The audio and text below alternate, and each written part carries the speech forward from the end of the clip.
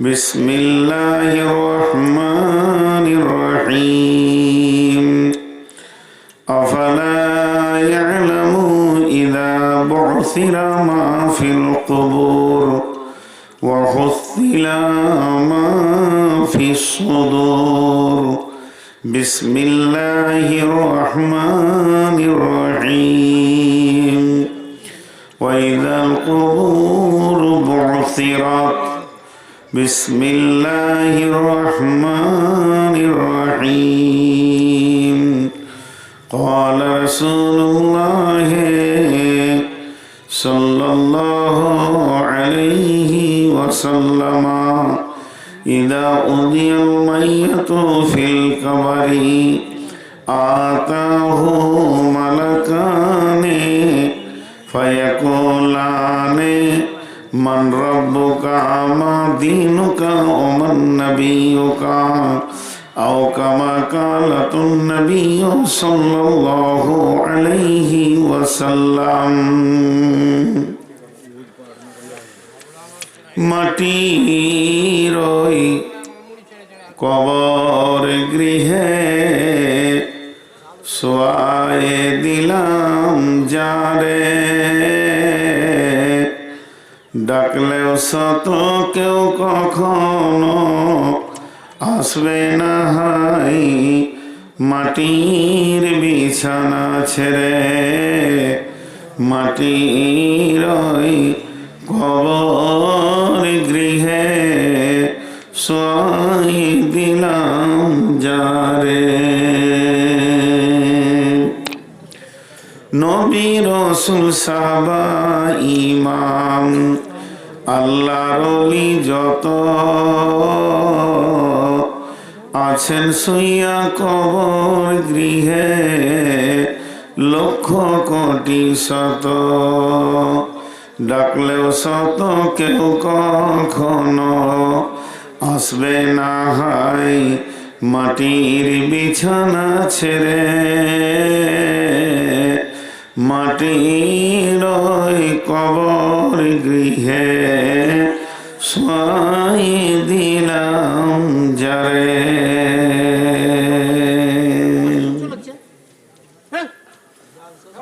শ্রদ্ধেয় সুযোগ্য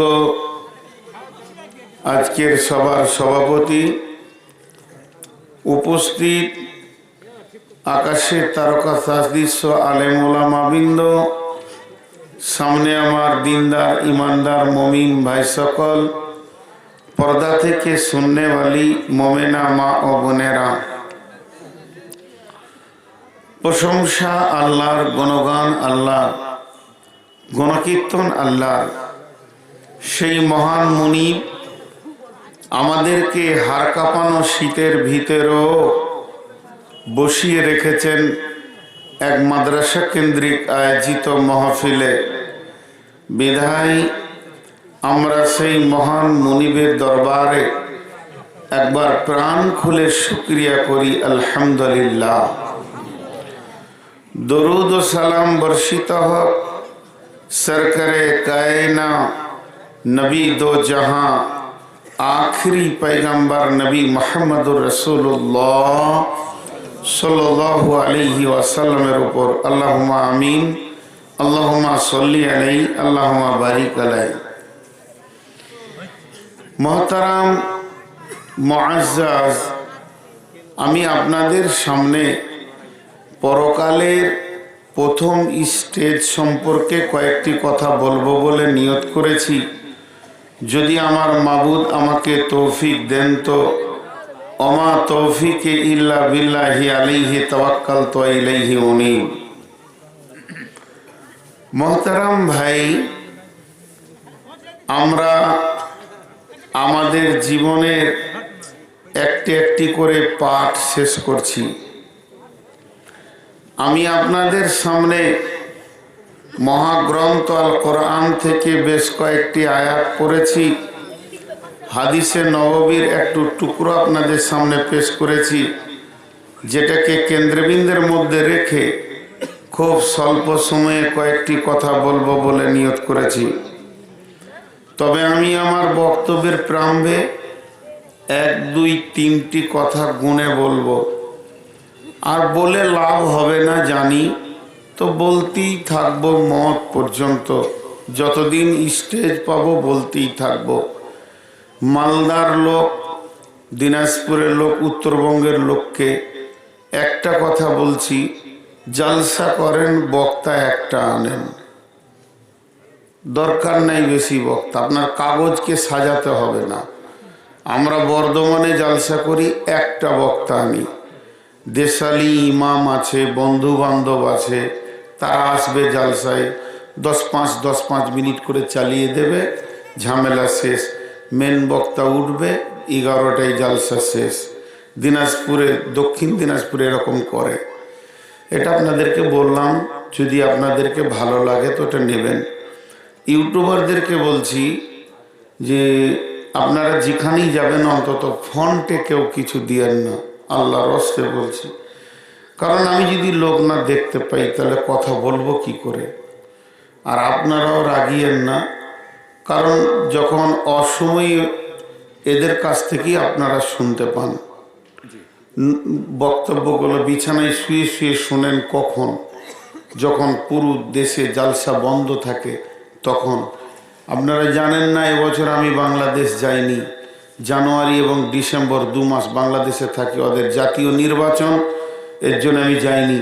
তো বাংলাদেশ থেকে প্রতিদিন ফোন আসছে, হুজুর লাইভ দেবেন, আমরা দেখছি। তো এই দেখেন লাইভ চলছে আমার, ওরা বাংলাদেশ থেকে দেখছে। আজকে আপনার গ্রামের জালসা, কিন্তু বাংলাদেশে বহু লোক দেখছে। আমি কটায় উঠবো সব ফলো রাখে ওরা। অতএব এগুলোকেও বাধা দিয়েন না, তবে খুব বেশি ডিস্টার্ব করলেও হবে না। কারণ যে ঘর থেকে এসে রাত জেগে বসে আছে তাকে যদি তোমরা কষ্ট দাও, এই প্রোগ্রামটা করেছে এলাকার লোক, এত খেটে প্রোগ্রাম করেছে, আর ওদেরকে যদি ডিস্টার্ব করো তাহলে প্রোগ্রামটা করবে কে? তাহলে তোমরাই প্রোগ্রাম করো আর 2000 ক্যামেরা দিয়ে দাও, কোনো অসুবিধা নেই। তো যাই হোক, সবাইকে সবার মতো করে আমি বললাম, আমি সবারই মেহমান, বিধায় সবাই মেনে নেবেন। এখন আমি আমার বক্তব্যের দিকে আগিয়ে যাচ্ছি, আমার সব কথা বলা হয়ে গেল। আমরা যে জায়গায় আছি এটা ইহকাল, ইহকাল, আর আমাদের সামনে একটা কাল আছে, সেটা পরকাল। মন চায় আর না চায় যেতে হবে। আপনার আমার ইচ্ছা থাকুক আর না থাকুক, মরতে হবে।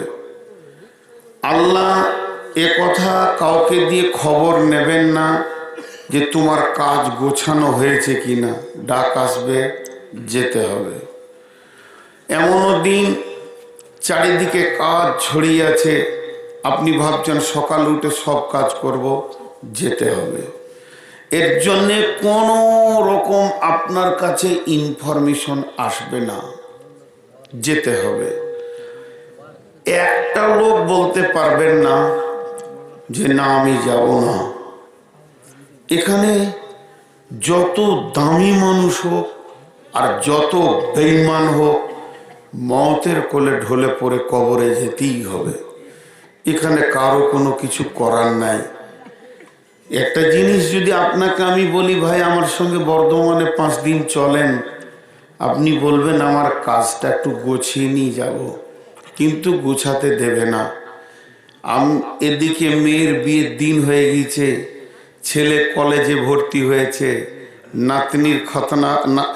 নাতিনের খতনা হয়েছে, নাতনিকে বিয়ের জন্য কেউ দেখতে এসছে, জমিতে ধান কাটা আছে, আড়তে ধান দেওয়া আছে, টাকা নিতে হবে।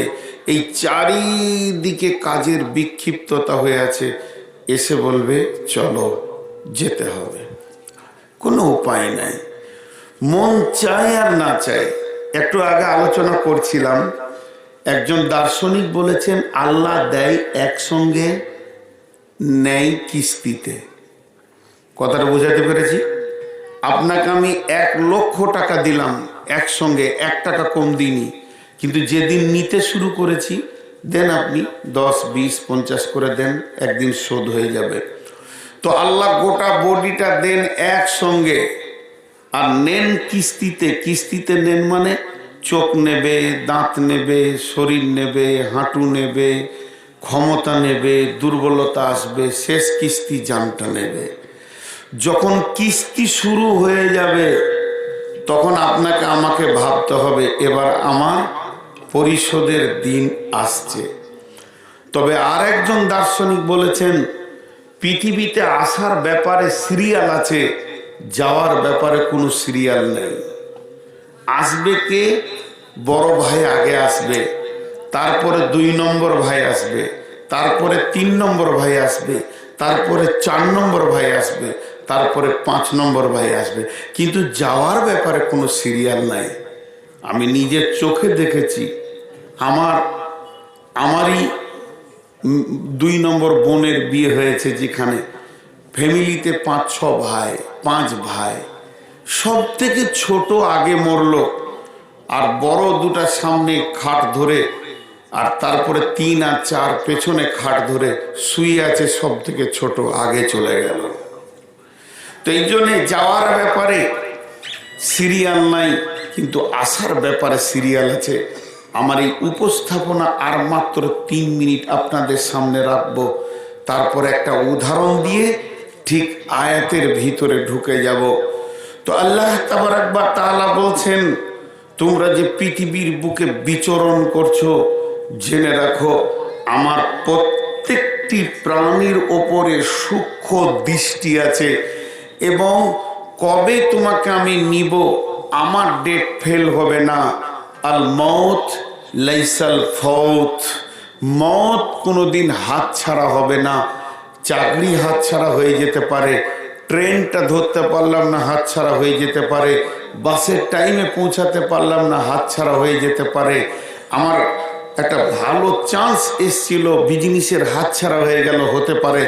পৃথিবীর বহুত জিনিস হাত ছাড়া হবে, কিন্তু আল্লাহ তাবারাক ওয়া তাআলা বলছেন ওয়ালিকুল্লি উম্মাতিন আদাল হাত্তা ইযা দাআ আদালুহা লা ইস্তাখিরুনা সাআতাও ওয়ালা ইস্তাকদিমুন। মা আমার, বোন আমার, প্রত্যেকটি প্রাণীর কপালে তার মৃত্যু ডেট লেখা আছে। একটা সেকেন্ড আগে হবে না, পিছে হবে না, হাতছাড়া হবে না। পৃথিবীতে যতগুলো প্লেয়ার আছে, জি, তারা ফুটবল ময়দানে নামে, ক্রিকেটের ময়দানে নামে, এক দেশ জিতে যায় আর এক দেশ হেরে যায়, কিন্তু জীবনে মতের সঙ্গে লড়াই করে কেউ জিতেছে এ আজ পর্যন্ত ইতিহাসে নাই, আর কিয়ামত পর্যন্ত ইতিহাসে থাকবে না। যেদিন মত আসবে সেদিন তোমাকে হার মানতেই হবে, মতের কোলে ঢলে পড়তেই হবে। এবার একটা উদাহরণ আপনাদেরকে আমি দিই, উদাহরণটা মন দিয়ে শুনবেন সবাই। এই যে গলিটা, খামারটা, ধ্যান দিয়ে শুনেন, কিন্তু আমার উদাহরণগুলোর ভিতরে খুব চমক থাকে। গোটা খামারে একটা তিরপল দিয়ে দেন, এই নেট, ভালো নেট, মজবুত, চারিদিকে টান করে ওকে বেঁধে দেন। বেঁধে দেওয়ার পর গোটা নেটটা সমান হয়ে গেল। এই যে ছেলেরা গুলি খেলে মারবেন, কিংবা সাইকেলের বল, কয়েক লক্ষ ছিটিয়ে দেন, সব নেটে চকচক চকচক করবে। মধ্যখানে একটা ইট দিয়ে দেন, আর তার কাছে একটা ফুটো দিয়ে দেন, দেখবেন সব ধীরে ধীরে ওখানে গিয়ে top top top top top top করে পড়বে। কথাটা বোঝাতে পারলাম? আমি আপনাদেরকে বোঝাতে পারলাম? হ্যাঁ না বলে না? বুঝেছেন? তো এই বিশ্বে যত মানুষ ছিটানো আছে, কবর নামে গর্ততে সব টক টক টক টক করে ঢুকবে। ক্লিয়ার হলো? হ্যাঁ না বলছে না? এদের হ্যাঁ বলতে কত পয়সা লাগে?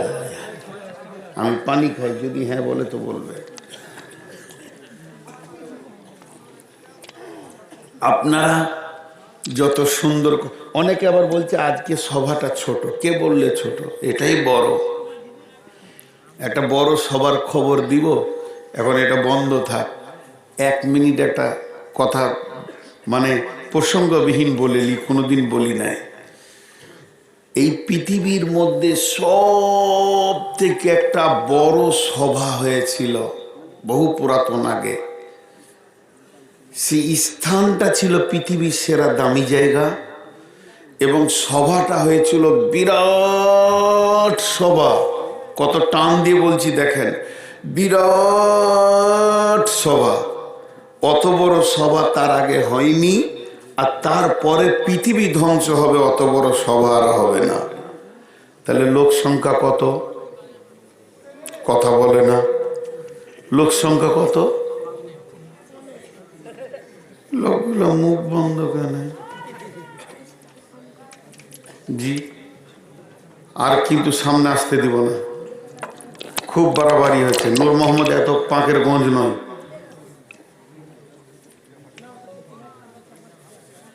সভাটা কত বড়, মুখ খুলেন না কেন আপনারা? তাও 2 লক্ষ লোক হবে, 5টা লোক। এবার দেখেন সভাটা কত বড়, সভাপতিকে নিয়ে 5টা লোক আবার। জি, এবার শোনেন, এটা বিরাট বড় দার্শনিক হাদিউজ্জামানের লেখা। সভাটার হয়েছিল কোথায়? জায়গাটা যদি নাম শুনেন এক্ষুনি কলিজাটা ধারাস করে উঠবে। স্থানটা হচ্ছে মসজিদে নববীর ভিতরে। দেখেন সবার জায়গাটা কত সুন্দর। কি রে বল, আর আসবে না? ছোট আমাকে বললি না একটা বড় কিনে আনতো। নাম্বার 2, পৃথিবীর সেরা জায়গা মসজিদে নববী, তার ভিতরে হচ্ছে সভাটা। এবার সভাতে লোক সংখ্যা কত না 5 জন। সভাপতির নামটা শুনেলেন, সভাপতি ছিলেন নবী মুহাম্মদুর রাসূলুল্লাহ সাল্লাল্লাহু আলাইহি ওয়াসাল্লাম। প্রধান বক্তা হলেন আবু বকর, দ্বিতীয় বক্তা হলেন উমর, তৃতীয় বক্তা হলেন ওসমান, চতুর্থ বক্তা হলেন হযরতে আলী। এই 5 জন মিলে সভাটা হচ্ছে। এই সভাতে যে লোকগুলি ছিল, হযরতে নবী মুহাম্মদ সাল্লাল্লাহু আলাইহি সাল্লামকে যদি নারীর এক পাল্লাতে চাপানো যায়, আর পৃথিবীর সমস্ত মানুষকে যদি আর এক পাল্লায় চাপানো যায়, তারপরও নবীজির দাড়িটা নিচে নেমে যাবে। শুধু তাই নয়, সমস্ত উম্মতের যা সম্মান, আবু বকরের একাই সম্মান তার থেকে অনেক বেশি। এই সভাতে 5 জন। আলোচনার বিষয় কি ছিল? নবীজি বলে ফেললেন, আবু বকর রে, উমর রে, ওসমান রে, আলী রে, আমি আখিরি পয়গম্বর, তোমাদেরকে একটা জিজ্ঞেস করছি, তোমরা মুখ খুলে উত্তর দাও। এই পৃথিবীতে মরার আগে, মরার পরে তো জান্নাত আছে, কিন্তু এই পৃথিবীতে মরার আগে তোমরা কে কি বেশি ভালোবাসো? 3টে করে জিনিসের নাম বলো। আবু বকর, তুমি 3টে জিনিসের নাম বলো। উমর, তুমি 3টে জিনিসের নাম বলো। ওসমান, তুমি 3টে জিনিসের নাম বলো। আলী, তুমি 3টে জিনিসের নাম বলো। সবাই এমনি করে আছে, তাই তো রে, কি বলবো? তো আবু বকর হচ্ছে ওদের মধ্যে বয়স কত, উনি আগে মুখ খুলে দিলেন, বলছি ইয়া রাসূলুল্লাহ, সভাপতির বাইনটা আগে হয়ে যায়, মানে আপনি কি ভালোবাসেন ওই 3টা আগে বলেন। বুঝলেন? তা আল্লাহ রাসূল এবার বলবে। কিন্তু এই সভাটা যে মসজিদে নববীতে হচ্ছে, এটা কে দেখছেন? আল্লাহ জিবরাইলকে ডেকে বলছে, জিবরাইল, ওই সভাতে আমিও শরীক হব। তো আমি 3টে জিনিস ভালোবাসি, আমার নবীকে তুমি পৌঁছিয়ে দাও। তো জিবরাইল বলছে, রাসূলুল্লাহ, ইয়া আল্লাহ, আপনি তো শরীক হবেন, কিন্তু আমাকেও পারমিশন দেন, আমিও 3টে জিনিস ভালোবাসি বলবো। এই 7 জন। তো সারা পৃথিবীর মহব্বতের সভা, এগুলো অনেক লম্বা বয়ান আছে, সেদিকে আমি যাচ্ছি না। সভা ছোট হলে কি হবে, আমাকে 3টে লোক দেন, 3টে, ইনশাল্লাহ বয়ান করব, কোনো অসুবিধা হয় না আমার। যদি ঠিক মতো শোনার লোক থাকে, একটাকে বয়ান চালিয়ে যেতে পারবো। অতএব আপনারা ধৈর্য ধরে বসেন, আমি যে বিষয়টা ধরিয়েছি ধীর গতিতে আগাতে আছি, আপনারা শুনতে থাকেন। তাহলে আমি যে উদাহরণটা দিলাম, যতগুলো গুলি বা মার্বেল থাকবে বা সাইকেলের বল থাকবে, ওই গর্তে টপ টপ করে ঢুকে যাবে। তো এই বিশ্ব তিরপলের ভিতরে যতগুলো মানবকে আল্লাহ সৃষ্টি করেছেন, এরা ঘুরছে ফিরছে, কিন্তু ওই যে গর্ত, কবর, সবাইকে ওখানে যেতে হবে। কে যাবে না ও হাত তোলো। জি, এবার চলেন।